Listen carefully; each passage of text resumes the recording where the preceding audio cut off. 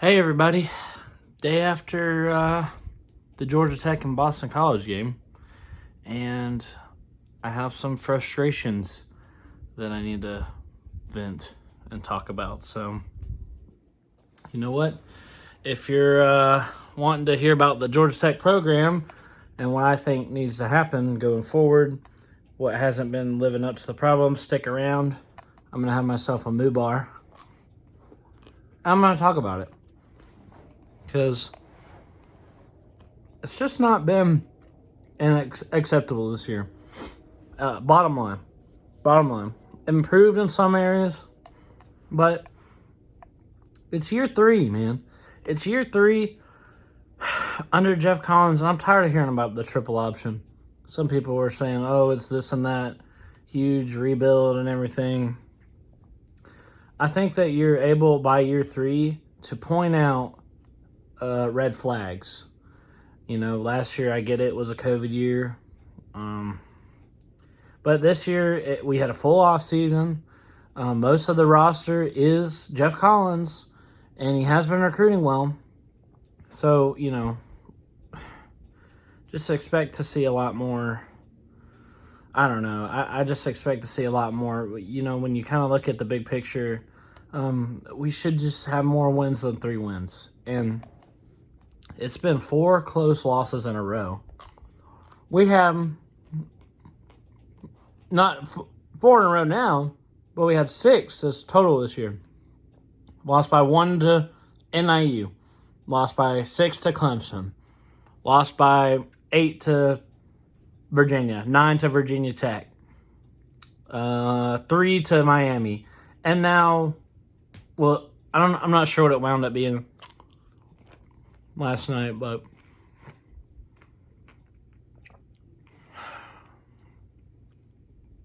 it's just rough, man. I'm just rough I'm having a really tough time pulling for this team, dude. I'm putting my heart and soul into it. I'm going to get on here and talk about some things that maybe need to change.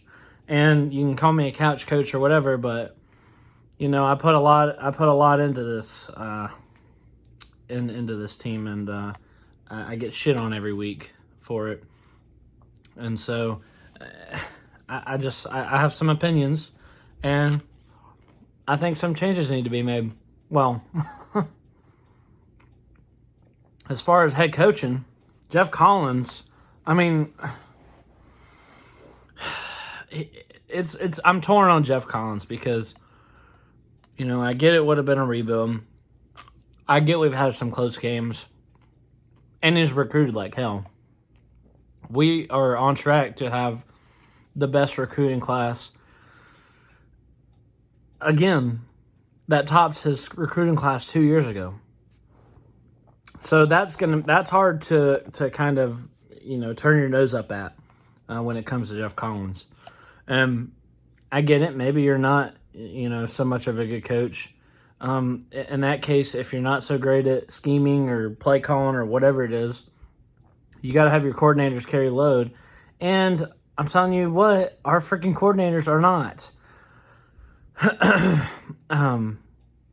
I mean, you know, I give them the benefit of the doubt because it's not like we're super talented. They're all young. I get it. But, I mean, the defense, Jeff Collins is supposed to be a defensive mastermind, right?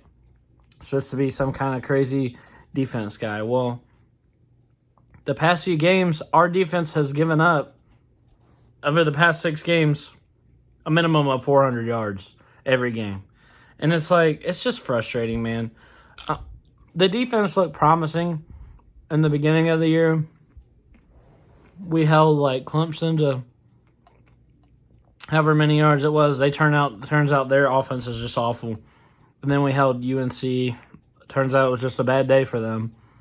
And we had hope back then, you know.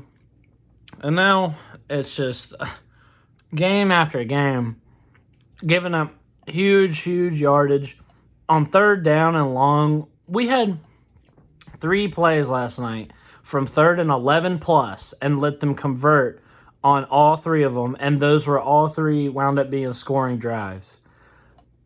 That's not, you know, 3rd and 11 is supposed to be advantageous to the defense. And we freaking blew it 3 times last night. How does that even happen, dude? I don't know. I don't know. So for the defense, I mean, I think, in my opinion, the defensive line and the linebacker position looking all right.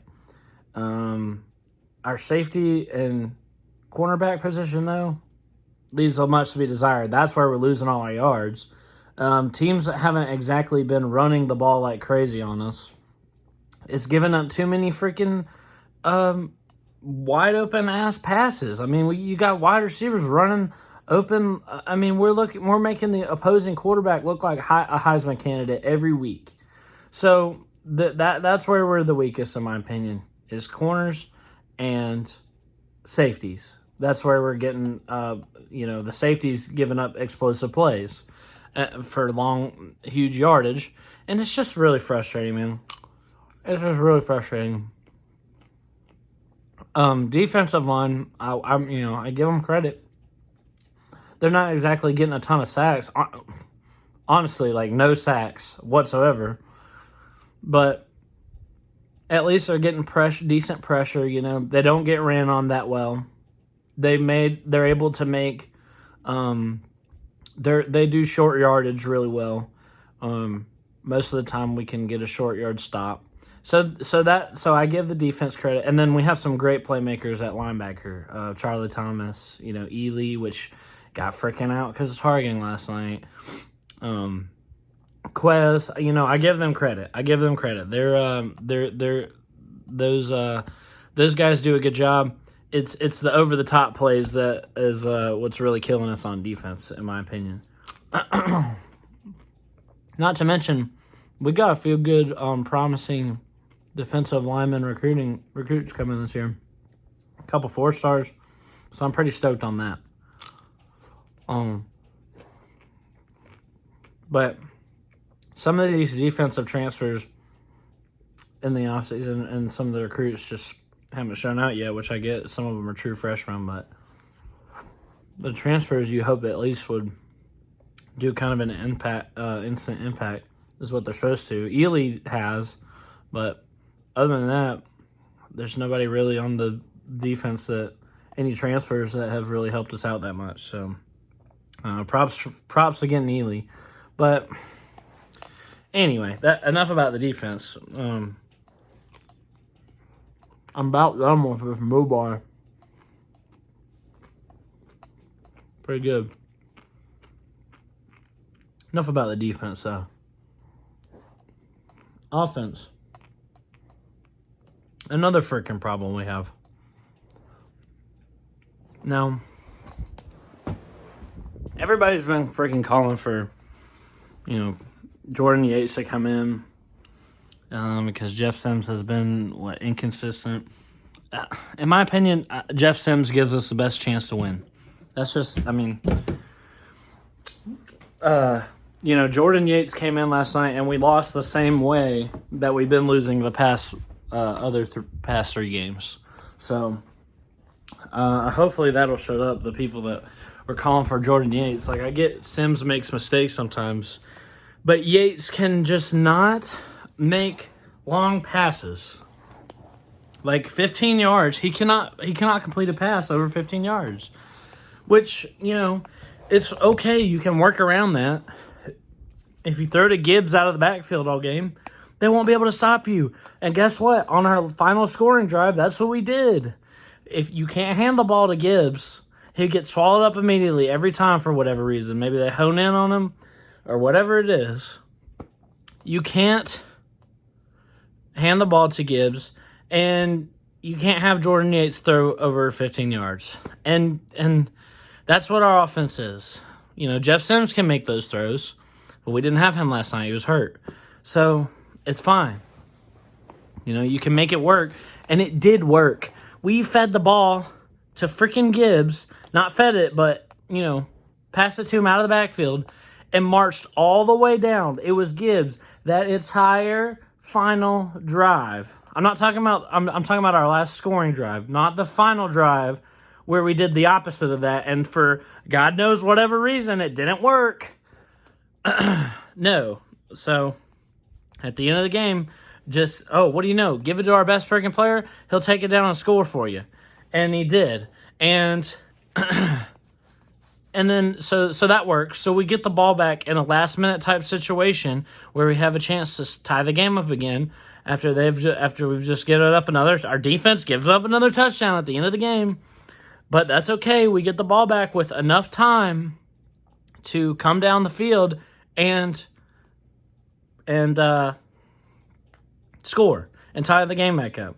Well, what do? We get stopped on first, or sacked or something on first down. It's okay. You don't have to force Jordan Yates to throw the ball 3 times in a row and fail 3 times in a row. Just give it to Gibbs. Have him toss it to Gibbs. You have the way you got to look at it is you have 3 chances to get 14, 13 yards, however many it was. He took the sack on the first down, right? So you got 3 more downs to get the ball to our best player. And that is what our offensive coordinator is play calling. Freaking blew it last night by not giving it to our best player. It was so frustrating to watch. And you can watch me on the live stream. You can go back and see. I freaking said it. I was like, oh no. They're going to have Yates throw this over and over and over again. And it's not going to work.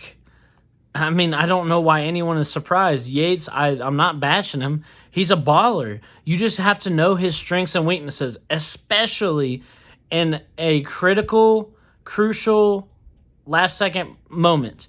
And a couple weeks ago, when they were like, it was the end of the game, and yet another last-minute failure of a game where we lost at the last second, it was a situation, it was 4th and short. In that case, you give it to J.P. Mason. He's our best short yardage back. And he did, and for some reason, and it didn't work. But that's fine. Usually, J.P. Mason gets the freaking first on short yardage. He's our best short yardage back. He's great. And for some reason, the reporter in the post-game press conference asked him, why didn't you give it to Gibbs, our best player? And he said, well, that's because JP's better in short yardage. And it's true, and I was right, and I agreed with him when he said that, and I thought it was weird of the reporter not to ask him. So how are you aware that, Jordan Mason's strengths, but not aware of Jordan Yates' strengths? You know what I mean? It's just stuff like that's frustrating. I feel like they're learning as they go or making shit up. I don't know. It's very frustrating. So the play calling last night was frustrating. I mean, we had. It's not like we have a small sample size on Yates. He started 4 games this year before last night. Last night was his 5th. We knew what he was capable of. We knew that he's not. He doesn't have a great arm. Go figure. He's a freaking Paul Johnson recruit. So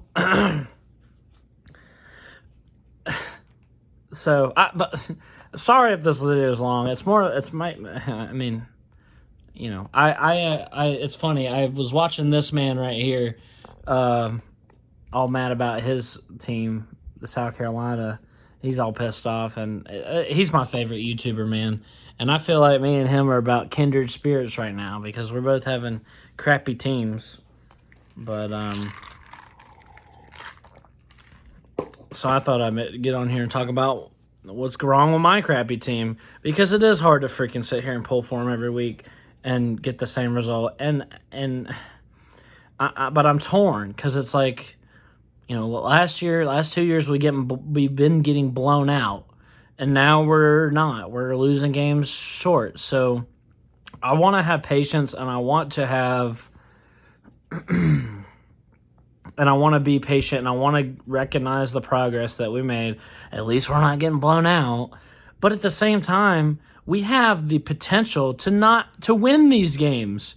And I'm sitting there like, it wasn't like a ridiculous thing for me to predict us to make a bowl in the offseason. We're, one score. We keep losing by one score. We're that close every time to be into a bowl game. I mean, we've had six one-score losses this year, and it's just, you know what I mean? So we have the potential to do it, and the way that we're losing is shooting ourselves in the foot. I get it used to be a triple option roster. Now we got talent. We have a roster to be competitive in the ACC, and we're just not because of straight up clownery on the coaching staff. And I'm going to be honest, I just think I think we ought to fire our coordinators. I haven't called for anybody to be fired yet here on YouTube, except for when Jeff Collins said he liked milk duds. But however you feel about Jeff Collins, we're stuck with him till the end of next season. We're stuck with Jeff Collins until the next season because our brand new AD freaking gave us he gave him a 7-year contract. And if he was fired before the end of year 4, he gets paid the entire 7 years. And it's like, geez, man, I get what you're trying to do. You're trying to commit to the rebuild, but that kind of bones us if we're still at 3 wins and we're just losing historic games of 3 years in, and it's the end of the season, and we're making progress at a freaking this much at a time. And it's very frustrating. even in a year where we should get more than 3 wins, somehow Jeff Collins finds a way to not achieve that. And this year it was by losing to NIU by 1 point. I mean, Jeff Collins in his first, do we realize this, Tech fans? Jeff Collins in his first 3 years, worse than Bill Lewis. Freaking Bill Lewis. Tech fans won't even speak his name. Well, whenever they type Bill Lewis's name out, they bleep it out because he was that bad of a coach. And he got canned after he did that crap. Well, we're letting freaking Jeff Collins stick around. And so make some changes at coordinator. Make some changes. And you're committing to the rebuild. You're committing to this and that. Freaking pony up and get us decent coordinators. I mean, we're trying to cheat. You can't cheap out on your coordinator when your head coach is a salesman. We got to freaking pony up some money. We don't have to pony up for the buyout, okay? Pony up for some decent coordinators, okay? And at this point, we filled our entire staff with former players and alumni and this and that because nobody else wants to come. It's because we have a staff full of people that care about the team and the school and want the football team to be good. So I agree with that philosophy. When you're at rock bottom, fill your staff up with people that were alumni and former players because they care about it and they'll get it on the right track. So, and it doesn't always work. Our offensive line, I was super high on Brent Key in the offseason, and I thought, he coached the O-line for Bama in 2017 when they won the national championship. I thought there could be no better guy O-line. And our O-line, to be honest, has looked better in the past few games. So I'm not exactly pissed off as much at Brent Key. It's just, ugh. I tell you what, guys. I'll tell you what. Sorry if I'm freaking talking for 20 minutes, but only the Tech fans will probably have watched to this point. That's fine. A lot of the other people on here like to just make fun of me because we're bad. And it's frustrating because we don't have to be bad. not with this roster. Not with this roster, man. They should put me at coach. I'll tell you what.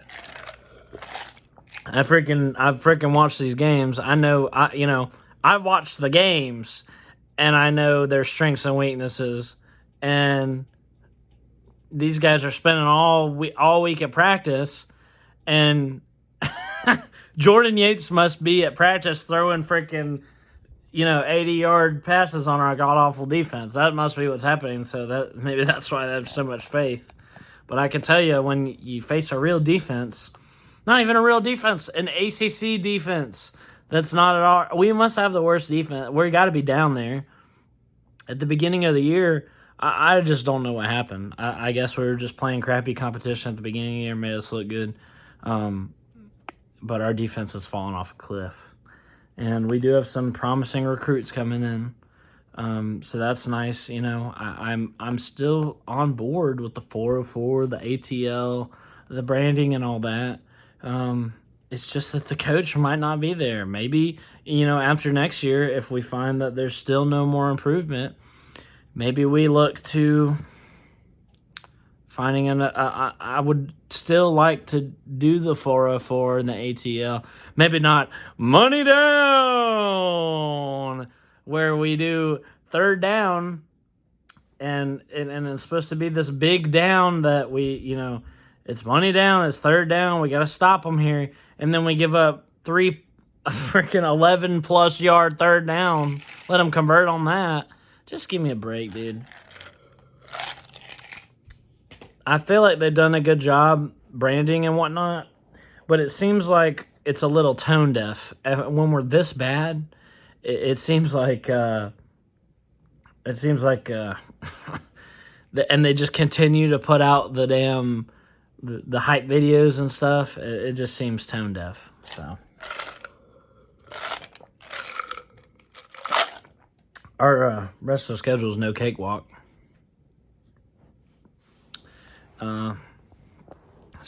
And we're already played out of a bowl this year. It's just a shame. I just got on here to cry about it. Offer up some of my thoughts. And I think we should fire Coach Thacker, and we should fire Coach Patnode. So, go Jackets, and I'll see you guys next time.